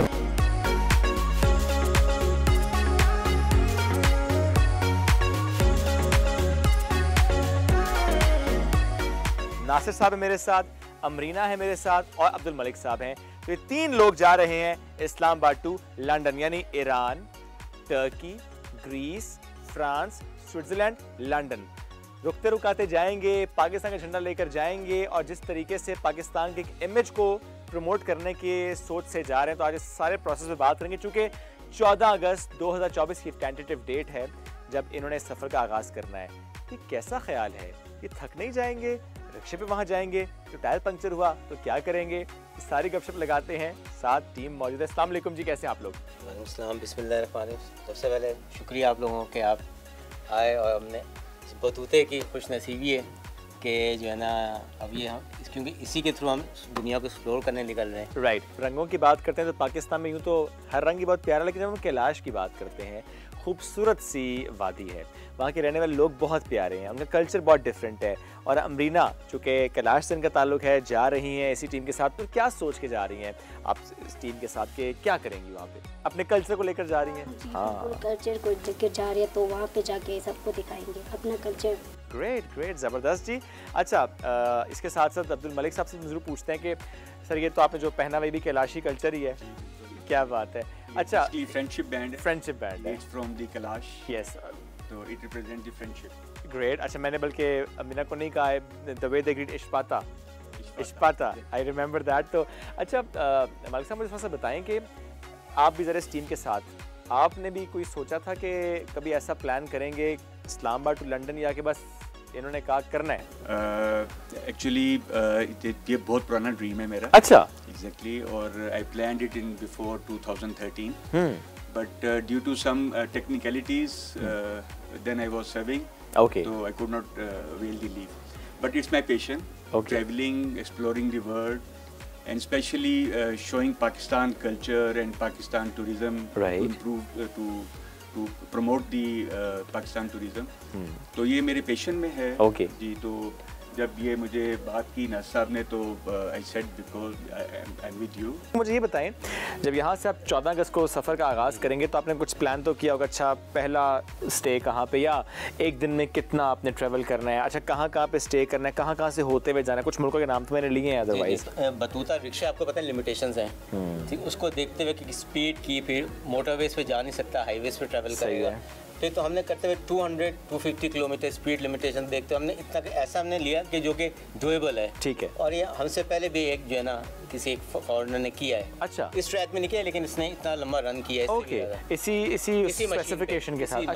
अच्छा, तो वो हमें एक ह्यूमनली पॉसिबल है पहली बात के, लेकिन किया नहीं है, एक अलग बात। लेट्स से हम करने जा रहे हैं। ओके, इसमें आपने वैसे मॉडिफिकेशन क्या कुछ की है?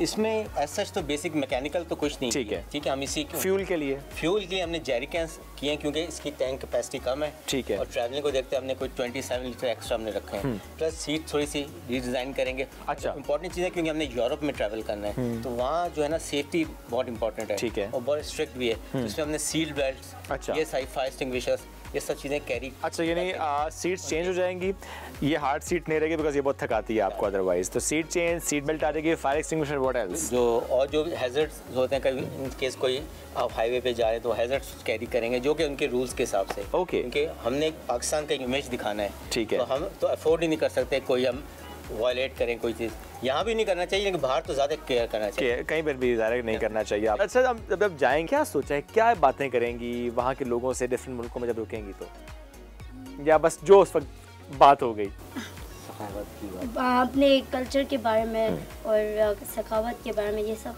क्या लगता है कितनी कॉन्फिडेंट, अच्छा खुद भी ड्राइव थोड़ा थोड़ा करेंगी? इंशाल्लाह करेंगे। अच्छा, रक्षा में अगर हो गया जनाब टायर पंक्चर, तो अमरीना भी हेल्प करेंगी उसमें? ये मुश्किल काम है। नहीं, मैं तो नहीं कर सकती, देखते हैं क्या होगा। क्या सुनाएंगी वहाँ पे जाके, ये तो बताएं, थोड़ा सा हो ना जाए, आए सर एंजॉय करते हैं ना। हाय माई रूरू पारी के माई रूरू के शवाला पारी के दूरी का होई, दूरी का पेने हो मस्कोरा होई, तेहटा सोजे में सोरूम सोरूम कुर्सी। वाओ, क्या बात है। और अच्छा, ऐसे मैं जरूर पूछूंगा, ये जो हम रिक्शे की बात करें, लंदन में वैसे रिक्शे हैं?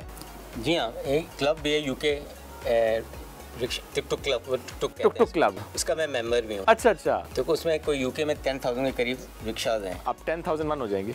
हो जाएगा, उनसे हमारी कोऑर्डिनेशन भी कि इंशाल्लाह वो आएंगे तो हमें रिसीव भी करेंगे। अच्छा जी हाँ, वो रिक्शों की फौज आएगी रिसीव करने के लिए, रिक्शों की एक परेड होगी जी वहाँ पर, वो रिसीव करेगी। नासिर साहब, अमरीना, अब्दुल मलिक साहब साथ मौजूद थे, और प्राउड पाकिस्तानी इस को हम नाम दे देते हैं कैंपेन को, एक्सपेडिशन को, और बतूता है जनाब, चूँकि Battuta as a traveller explorer, अपने बतूता तो उसी से इंस्पायर्ड होकर उन्होंने नाम रखा है बतूता।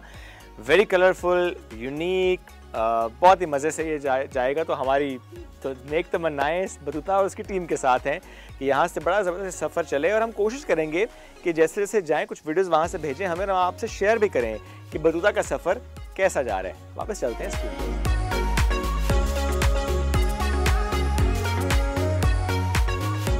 इसी के साथ आज के प्रोग्राम से इतना ही, दोबारा मुलाकात कल करेंगे। अल्लाह हाफ़िज़।